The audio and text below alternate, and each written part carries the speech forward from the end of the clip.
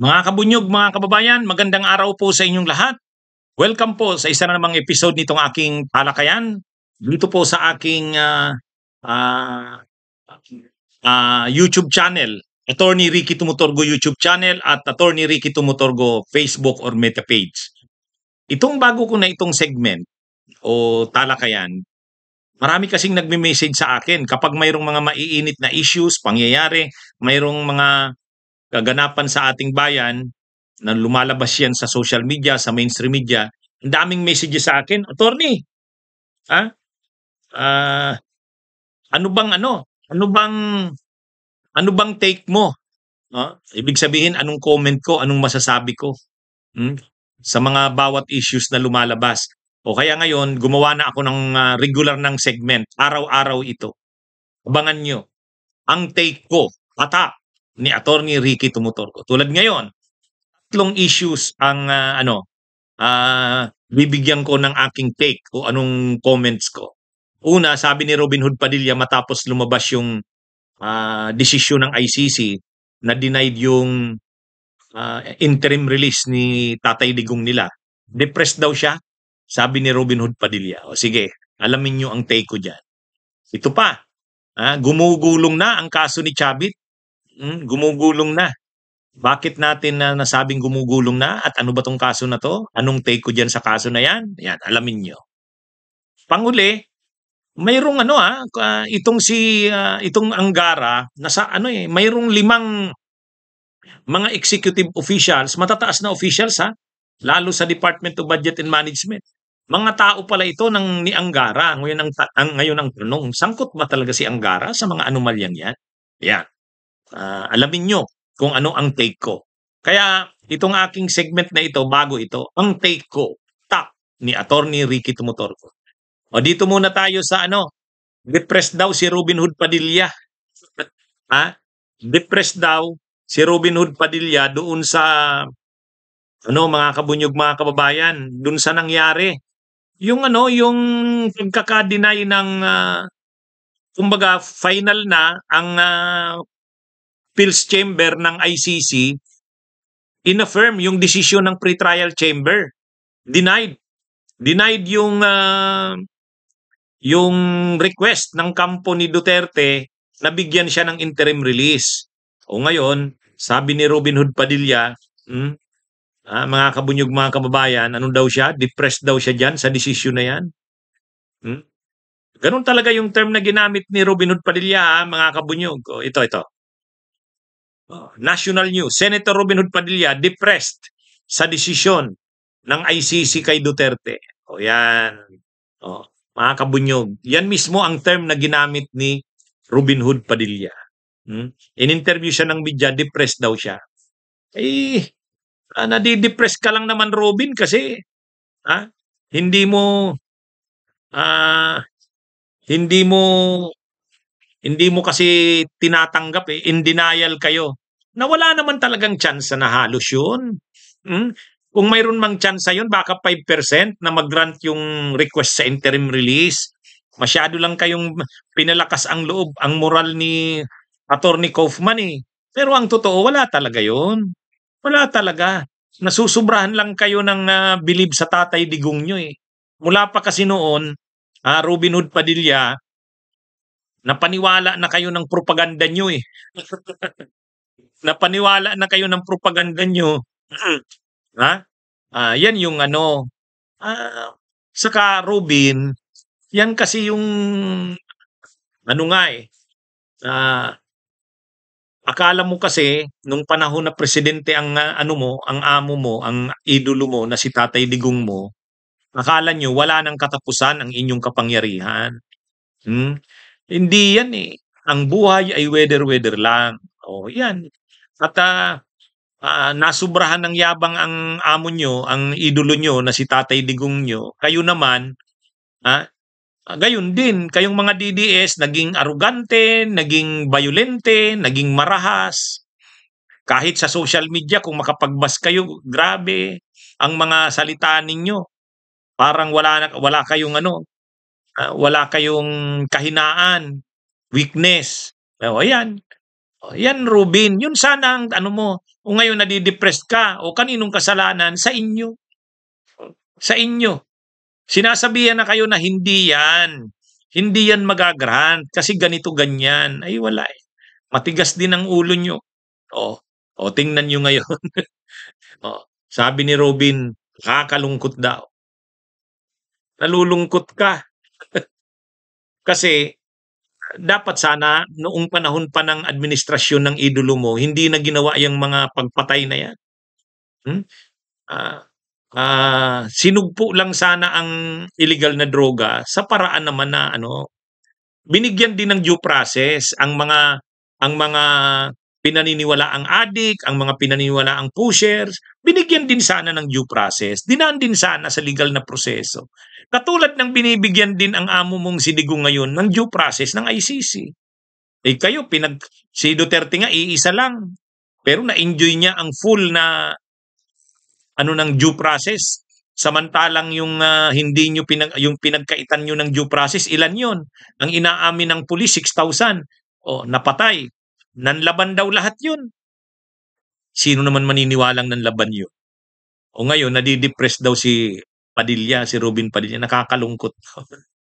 Wala, ano na yan. Tanggapin nyo na ang katotohanan tulad ng sinabi ni dating Senador Sani Trillanes, hindi na makakalaya ang amo nyo, ang idolo nyo. Hindi na yan. Walang nang pag-asa yan na makalaya. Kasi, ano yan eh, ang interim release hindi nagrinan. Yung jurisdiction, questioning nyo yung jurisdiction ng ICC, may desisyon na ang ICC na may jurisdiction pa rin ang ICC. Naka-appeal nga lang. Ay pero malamang ang appeal din yan. Ganon din ang magiging desisyon ng appeals chamber eh. Sasabihin ng appeals chamber mayroong jurisdiction ng ICC. Kaya wala na. Tuloy-tuloy na ang trial niyan, Robin. At malamang sa lakas ng ebidensya at testigo, makukonvict din ang amo mo na si Tatay Digong nyo. So, ang gawin nyo ngayon, para hindi na kayo nadidepressed, hindi ka na nadidepressed, Robin, tanggapin nyo na yung katotohanan. Sabi nga ni dating Senador Sani Trillanes, wala na yan. Wala na yan. Sana natuldukan na ninyo yung issue na yan. Tanggapin nyo na hindi na makakalaya ang Tatay Digong nyo. Robin. Para hindi ka nadidepressed. Ang depression kasi yung umasa ka. Yung nalulungkot ka dahil umasa ka, sobra. Akala nyo dahil may resolution kayong napasa sa Senado in support sa pagpaparelease kay Duterte, akala nyo lumakas yung tsansa na ma-release. Wala naman yun sa ICC. Sinasabihan na kayo. Hindi naman magdi-decide ang ICC based dun sa mga resolution na pinapasa nyo sa Senado. Kahit ilan pang resolution sa Senado ang ipasa ninyo, wala yan. Wala yan. Yan ang tanggapin nyo na, Rubin. Para hindi ka nadidepress, hindi mabigat. Ang kailangan nyo, acceptance, pagtanggap ng reality. In denial pa kasi kayo eh. Hindi nyo matanggap ang reality na wala na. Hindi na yan magagrant. Iba ang ICC. Kung yung ating criminal justice system sa Pilipinas ay na i-impluensyahan pa, ang ICC hindi. Hindi yan. Ngayon, para maging magaan sa iyo, Rubin, hindi ka na nadidepress, hindi ka nalulungkot, o tanggapin mo na yung katotohanan na yan. Tanggapin mo na. Wala na yung denial. Yan yung gawin mo. Rubin. Ano yan? Umiiyak ka na pati eh. Umiiyak ka na. Ano yan? Para hindi ka na umiyak, hindi ka na nalulungkot, hindi ka na hindi ka na di-depressed, acceptance, pagtanggap ng realidad, ng katotohanan. Ito, mga kabunyog, mga kababayan, gumulong na. Gumulong na ang kaso ni Chavit Singson. Yan, maganda naman. Magandang balita yan. Alam nyo ito kasing si Chavit Singson, ito yung kinukumbine yung politika at negosyo. Matagal ito sa politika sa Ilocos Sur. Naging governor, congressman, tapos naging mayor pa nung isang bayan doon, yung Narvacan. Yung isang bayan doon, mayor. Pati Hindi lang governor ang hinawakan niyang pwesto, hindi lang congressman, pati pagiging mayor ng isang bayan. Talagang matindi itong sila Chavit. Hawak nila ang politika ng Ilocos Sur. Ang Ilocos Norte, Marcos. Pero pagdating sa Ilocos Sur, Singson yan. Yung kapatid niya ba o pinsan o anak? Kahit may party list pa yan si Chavit. Ngayon, nung naging mayor siya nung bayan ng Narvacan, alam naman natin ang style ng mga politiko. Mayroon siyang lupang pag-aari, malaki, ilang ektarya yon, bininta niya. Bininta niya sa LGU, sa local government ng Narvacan. Yun pa nga, conflict of interest na yon eh. Bakit mayor ka tapos ibibinta mo yung sarili mong lupa sa sa bayan ng Narvacan? 'Di ba? Conflict of interest yun eh. Kaya lang, ang sabi ni Chavit, ko pa nga ang nalugi nun, ang baba nga ng presyo na yun eh. O kaya lang, ayon dun sa nagsampa ng kaso, hindi, overpriced. Tumubo ng malaki, napakalaki ni Chavit, si Chavit Singson doon. Ginamit niya yung pwesto niya para yung LGU, local government unit ng municipality ng Narvacan, ay ang bilhin ay yung kanyang lupa. Ang ano daw nun, ang zonal valuation, yung pag-appraise ng value ng gobyerno ang baba, pero nung binili ng LGU sobrang taas. Yun. Yun lang. Yun ang preba na conflict of interest nang inabang si Chavit gamit ang kanyang posisyon. Ibinenta yung kanyang lupang pag-aari na sa bayan, LGU ng Narvacan, in-overpriced. Yun. Ang nagsampa sa kanya ng kaso, mga kabunyog, ay si attorney, ito yung nagsampa sa kanya ng kaso eh. Attorney Estelita D. Cordero, yan yung complainant. Ngayon, bakit natin sinasabing umusad na? Mayroon ng OMB number, OMB-C-OCT 25027, criminal case for violation of Section 3E and 3G of Republic Act 3019. Yan. Ano ito mga kabunyog? Luis Chavit Singson et al. Respondents. Ayan. Pinadalhan na siya ng pinadalhan niya ng subpina. Pinapasagot na siya. Kaya pag lumabas na yung dito, plunder yata itong kaso na to. Plunder ba ito? Ang kinaso dito? Ano to mga kabunyog, mga kababayan? Malaki itong na to. Hindi ito simpleng kaso na to. Itong nagkaso pa naman sa kanya, Attorney Estelita de Cordero, sabi, in-interview to eh. Ano daw? Hindi niya ito, talagang itutuloy-tuloy niya daw itong kaso na to. Minaliit yan ni Chavit Singson, kasi ang sabi ni Chavit Singson, hindi yan. Wala naman yung kaso na yan, gawa-gawa lang yan. Panghaharas lang yan sa akin. Sige, abangan natin. Abangan natin. Lalo pa ngayon na si Chavit, hindi na siya ganun kamakapangyarihan sa administrasyong ito. Linalabanan niya ang administrasyon ni Marcos eh. Kaya hindi niya ang ombudsman ngayon si Boying Rimulya, hindi niya yan kayang impluwensyahan. Hindi niya yan kayang takutin, hindi niya rin yan kayang bilhin. Mapera si Chavit, syempre ang yaman na negosyante niyan. Ang yaman na negosyante, kaya lang mahirapan siya diyan kay Boying Rimulya. Kasi mayaman din si Boying Rimulya. At saka dumaan na sa grabing sakit si cancer, leukemia, inoperahan siya, bypass. Sabi ni Chavit Singson, pangalawang buhay ko na to. Kaya itong mga gagawin ko ngayon para naman ito sa Diyos at sa bayan. Yun ang problema ni Chavit. Si Chavit magaling yan, mapera yan. Pag pinagalaw niya ng pera niyan, solve na ang problema niya. Pero dito mahihirapan siya dito kay Boying Rimulya. Kasi si Boying Rimulya hindi naman pagpapayaman sa pwesto ang habol. Kung pagpapayaman sa pwesto, yun, tatanggapin niya yung mga lagay-lagay na yan para arigluhin ang kaso. Pero ngayon hindi, legacy. Legacy ang inaano ni Boying Rimulya. Sabi niya, ang gusto ko makapag-iwan ng magandang legacy sa bilang ombudsman. Ngayon, masasampulan yan si Chavit. Masasampulan. Kasi napakasimple lang naman yung issue na yon. Overpriced ba talaga? Ang sabi ni Chavit, hindi. Kasi lugi pa daw siya. Oh, ang laki na nga daw na tulong nun doon sa LGU ng Narbacan. Ang sabi ni Chavit. Pero ang sabi naman nung nagkaso, hindi, ano yun? Overpriced talaga. O yan. Ah, pag na-establish yan na overpriced, patay si Chavit Singson. ha? Patay si Chavit. Hmm. Ano ito? Kahit naman mapera siya, ang problema, kaya niya bang arigluhin ang ombudsman? Kung magpapaariglo dahil naghahintay ng ariglo, pera-pera lang, ay hindi ganun si Chavit Singson eh. Sobra na rin ang yaman ni Chavit Singson. Chavit Singson, hindi ganyan si Boying Rimulya, si Ombudsman Boying. Sobra na ang yaman. Pangalawa, legacy na nga ang hinahabol ni Ombudsman Boying kasi magaling na siya sa cancer, leukemia, bypass. Halos ano na siya eh. Binigyan na lang siya ng pangalawang buhay eh. Kaya sabi niya, itong mga natitira niyang araw sa mundo, itong binigay sa kanyang buhay, susuklian niya naman ng legacy, yung magandang legacy niya. Kaya yan. At ito namang nagkaso, sabi nung nagkaso, yung attorney Cordero, ano daw siya?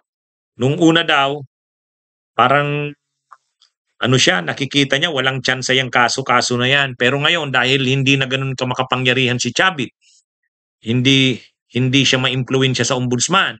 So sabi nito ni Attorney Estelita de Cordero, ano na siya, porsigido na siya sa kasong ito kasi malakas ang tsansa na ano niya ito, na mananalo sila sa kasong ito. Kasi hindi na magagamit ni Chavit masyado yung kanyang kapangyarihan, yaman, impluwensya. Kaya sabi niya, umaasa siya na magiging fair, patas ang ombudsman sa kasong ito. Pag naging patas ng ombudsman sa kasong ito ni Chavit Singson, matutuluyan si Chavit Singson, makukonvict ito. Ayon kay Attorney Estelita Cordero. Okay? So last nating topic. Mga kabunyog, mga kababayan, ano ba talagang totoo dito? Dapat nito sagutin nito ni DepEd Secretary, dating Senador Sani Angara. Kasi nadadawit yung mga ano niya eh. Nadadawit yung mga tinatawag na Angara 5. Sa ano ng politiko, politiko ano, itong online ano na to, news. Mayroong 5 personahe, mga executive officials ito, mga kabunyog, mga executive officials na lahat sila ay ano, itong si 5 ito, personahe, mga matataas na officials ng gobyerno, lalo na ng executive department at lalo na ng budget department. Una, si Secretary Amina Pangandaman, tao pala yan ng Angara. Si Yusek Ulaybar, yung controversial na Yusek Traigib Ulaybar, Angara din pala yan. Mayroon pang 3, papangalanan natin mamaya. Bakit? Ano ba to? Bakit ito naging Angara? Ito palang si Traigib Ulaybar, Sigmaru sa UP. Ay yung matandang Angara, yung si Ed Angara, Edong, Sigmaru din yun. Nung panahon na senador pa yon si Edong Angara, itong si Traigib Ulaybar, dahil Sigmaru din ng UP, kabrad. Yan, ano yan, kinuha si Traigib Ulaybar. Kinuha bilang staff doon sa kanyang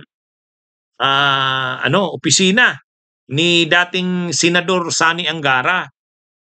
Dahil nga sa pareho silang Sigmaru ng UP. Ito namang si Amina, naging staff din nung matandang Angara. Kaya nagkasama itong si Ulaybar saka si Amina doon sa matandang Angara. Kahit itong 3 pa, may 3 pang mga tao rin ng matandang Angara. Itong si Wilford, ano ba tong pangalan? Para makasigurado tayo. Tama yung mabanggit ko.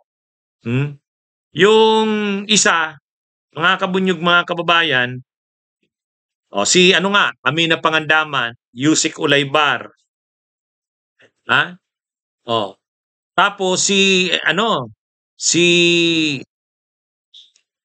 si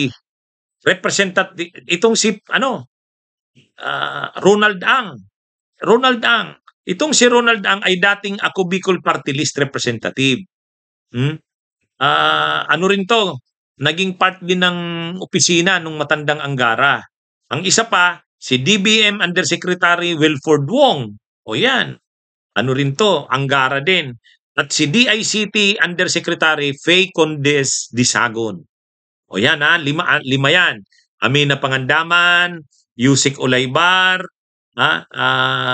Yusek Wilford Wong ng DBM, DICT Yusek Faye Condes Disagon, at saka dating Ako Bicol Party List Ronald Ang. O yan. O lahat ito connected doon sa matandang Anggara sa opisina. Kaya nang maging ano rin ito, itong si itong si Sani Anggara, kinuha niya rin yan mga ano na yan, mga staff ng kanyang ama. Itong si Olaybar, DepEd Yusek nga yan ngayon eh. Ngayon, anong nangyari dito kay ano? O si Pangandaman, 'di ba, nadawit. Nadawit doon sa ano, nabanggit ni Saldico. Nabanggit din ni nabanggit ni Saldico, kaya napilitang mag-resign si Amina. Si Ang naman, consultant pala ito nung matandang Anggara. Tapos naging official ito ng Sunwest Construction ni Saldico. At ngayon, itong si Ronald Ang ay Director ng Tourism Infrastructure and Enterprise Zone Authority, CHEZA. O yan, kaya ano. Yun namang si DBM Undersecretary Wilford Wong, ano rin to, DBM, may mahalagang papel daw ito sa mga insertions ni Amina Pangandaman. Ang panghuli, si DICT Undersecretary Faye Condes Disagon, involved din dito sa mga insertions. Matagal na daw ang koneksyon nito sa mga Sigma-Ru members, at nung ikinasal ito noong 2018, parehong dumalo sina Olaybar at Pangandaman. So, lahat nito, itong limang sinabi natin, si Pangandaman Amina, si dating DepEd Yusek Olaybar, si DBM Yusek Wilford Wong, si CHEZA Director Ronald Ang, saka yung Faye Condes Disagon, DICT Undersecretary.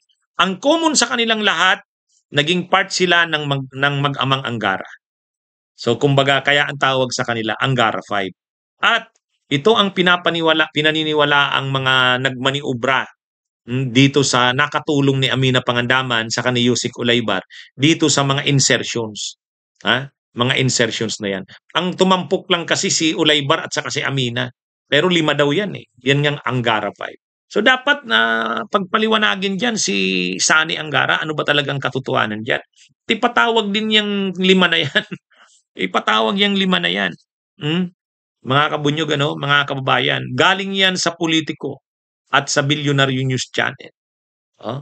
Parang investigative journalism ang ginawa. Hindi dapat ito palampasin kasi nung DBM Secretary si Amina Pangandaman, ito daw yung mga nakasabwat sa mga maniobra sa mga insertions, itong 5 na tinatawag na Anggara 5. Pwedeng hindi naman alam ni Sani Anggara yan, yung galaw ng 5 na yan, basta't ang point, dati naging part yan ng opisina ng matandang Anggara, tang iba dyan, naging part dito sa opisina ni Sani Anggara.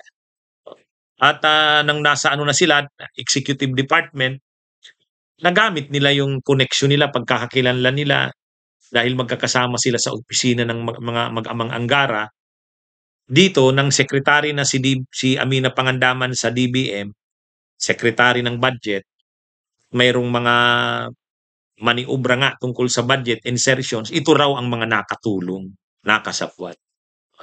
Ayon sa Politico.com at saka sa Bilyonaryo News Channel. Anyway, abangan natin mga kabunyog, mga kababayan, kung ano nga bang totoo dyan. Okay? Magandang araw sa inyong lahat. Mabuhay po tayo.